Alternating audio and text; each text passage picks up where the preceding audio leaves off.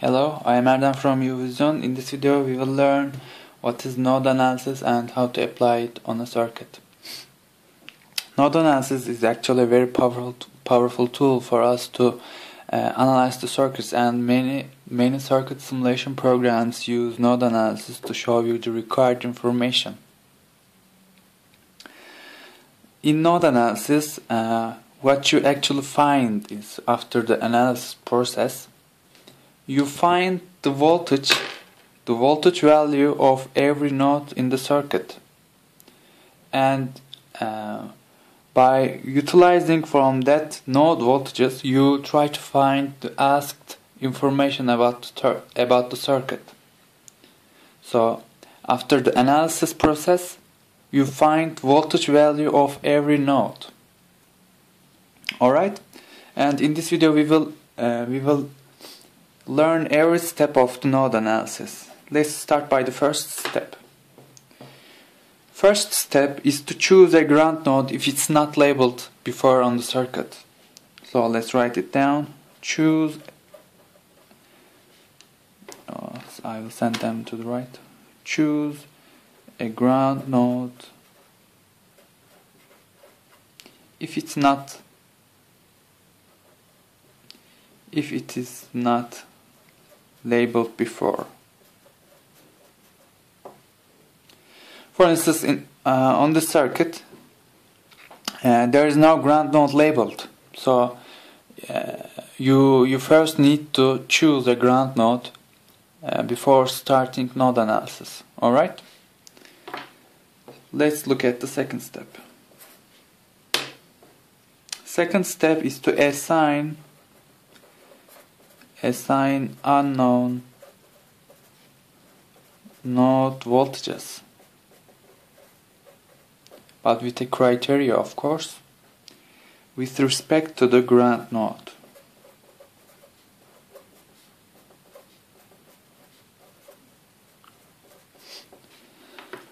Let me explain this step. Firstly, when you choose a node as ground, you actually assign 0 volt to that node. Alright?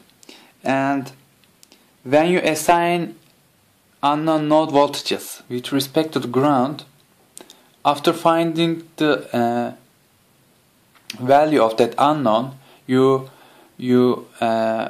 actually find the real voltage value of that node, because you assume that voltage value to be that value with respect to the ground, and when you find the actual numbers, that happens to be the real voltage value of that node. So this is the purpose of assigning an unknown with respect to the ground. Third step, and maybe the last step, is to write KCL equations at every node except ground node.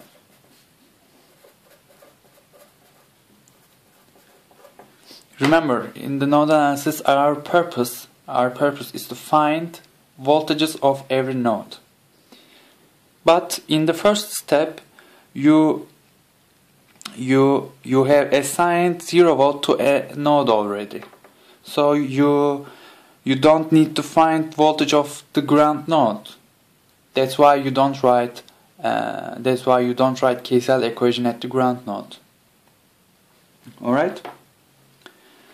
You should be careful with one thing when writing a KCL, and that is, you need to express currents in terms of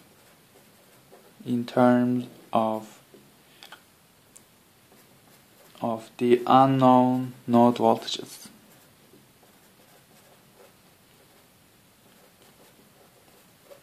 Alright, we will see the application of this step now. Let's start to apply. The first step is to choose a ground node. I'm choosing this node as the ground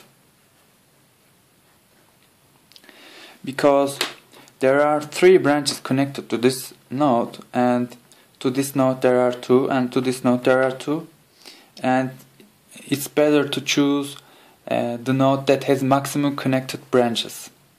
Alright, that's a convention we mostly use in node analysis.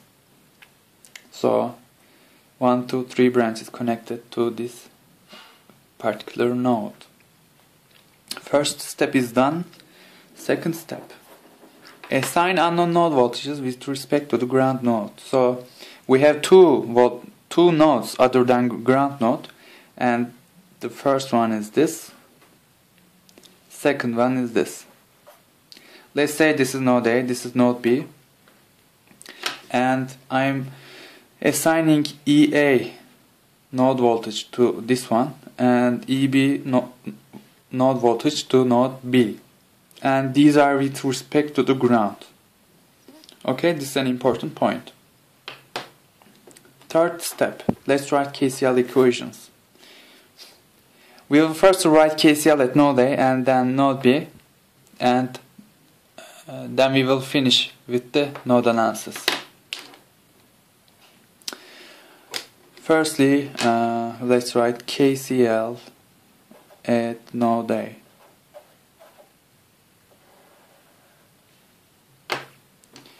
KCL is concerned with the currents, right? So we will look for the currents related to node A, and that's the IS, current through R1 and current through R2, right? We know the direction of the IS, and that's entering to the node A, but we don't know the current through R1. And in node analysis, you are assuming that for the unknown currents, all right, for the currents that you don't know its direction, currents are away from the node. All right, this is the convention. This is how we apply node analysis. If you don't know the direction of a current, you are assuming that currents are away from the node. So KCL at node B, while applying KCL at node A, we are assuming that these two currents are away from node A. We will write current values according to this assumption. Alright, let me get the blue. Current IS is entering, I'm taking it as minus. Alright.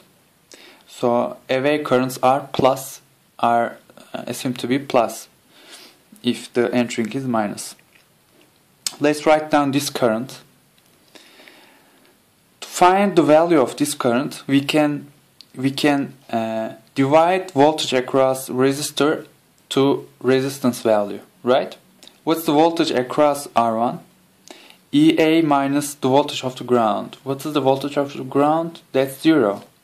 So plus voltage difference across R1, EA is EA minus 0 over resistance value R1.